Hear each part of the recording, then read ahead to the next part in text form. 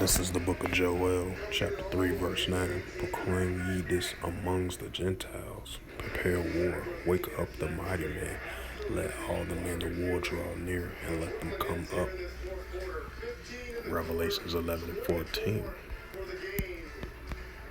And it reads, the second woe is past, and behold, the third woe coming quickly. Shalom, first and foremost. I'd like to give all praises and glory and honor to Yahweh Ba'Hashem, Yahweh Shai Ba'Hashem, Wakar Kadash. Double honors to the elders and apostles of Great Millstone, preaching this word truthfully and sincerely. And shalom to the Akim that be like unto the speckled bird, preaching the word truthfully and sincerely. And I say shalom to you Akim out there. And this is a sit-down lesson, a quick sit-down lesson for In the News of November the 1st, 2022 at 8:44 p.m. Central Standard Time on this Tuesday night. And this is a news article from RT.com for alternative world news around the world of RT.com. And the highlight of this news article, and it reads, was published on November 1st, 2022. And it says Saudi Arabia fears an imminent attack from Iran. The WSJ reports. And it says the U.S. and other forces in the Middle East has reportedly been put on alert. And it says Saudi Arabia has warned U.S. intelligence officials of an imminent attack on its territory from Iran. The Wall Street Journal report on Tuesday, while no details of the intelligence in question was revealed by the newspaper, American, Saudi, and allied forces in the Middle East has been placed on high alert.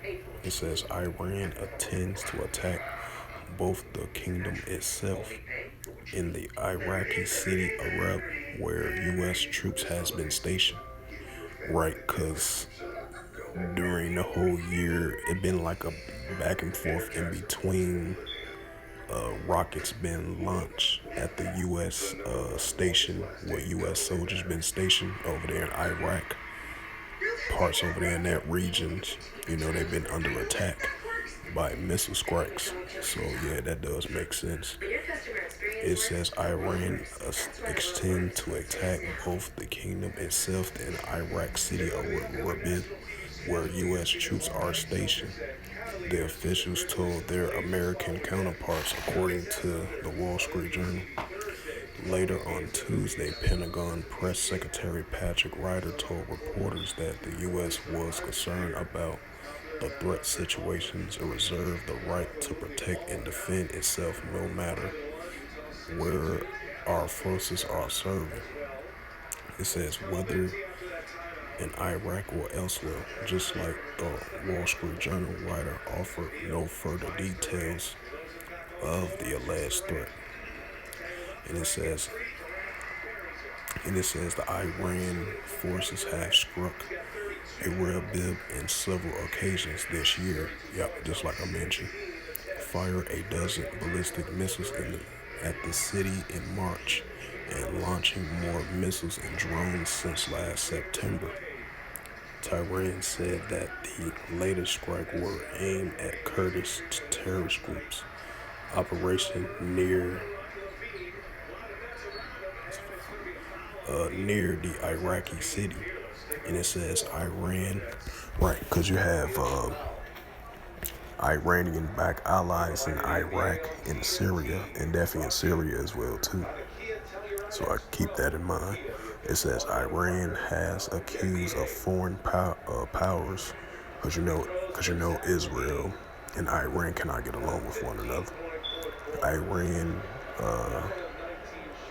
accused foreign powers, specifically the United States, Israel, and Saudi Arabia, of instigating a wave of anti-government demonstrations across the country. Right, because I believe they was going to get hit with economic sanctions on that as well too. It says the commander of Iran Islamic Revolutionary Guard Corps General Hassan Hamid publicly accused Radai of Saudi Arabia last month of interfering in other internal affairs through media coverage of the protests. And it says, you are involved in this matter, and now that you are vulnerable, Samini warns the Saudis. According to the Wall Street Journal, it is unclear whether the latest alert is connected with the Iranian commander's statement. So yeah, hey, matter of fact, since it was like a reported rumor, I'm gonna bring out that Mark 13:8 as well too. That's spirit. Let's see. Oh no, verse 7, Salaki.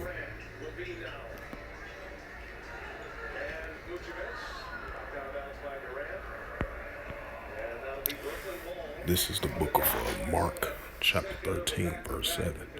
And when ye shall hear of wars and rumors of wars, be ye not troubled, for such things must need be, but the end shall not be yet.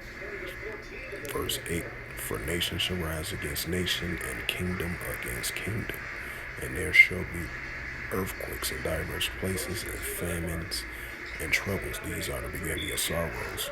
Right, because these are the increasing beginning of sorrows. Because you see, like I mentioned in my previous video a couple of minutes ago, I just finished on with the North Korea situation, and all other parts of the earth of rumors of wars and nations rising against nations.